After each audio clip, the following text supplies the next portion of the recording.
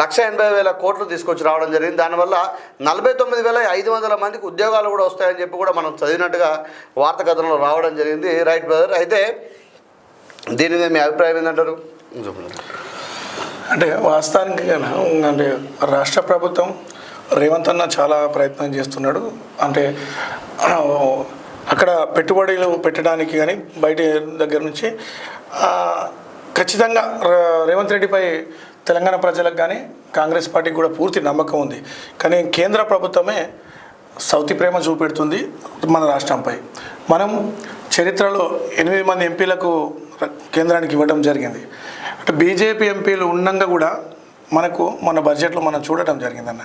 అంటే వాళ్ళు ఇక్కడ ఇంకా మేము అధికారంలో రావాలి, తెలంగాణ రాష్ట్రాన్ని మా చేతిలో రావాలని కోరుకుంటారు. కానీ ఆ కోరుకునే సమయంలో ఇక్కడ అభివృద్ధిపై కూడా మీ దృష్టి ఉండాలి కదా.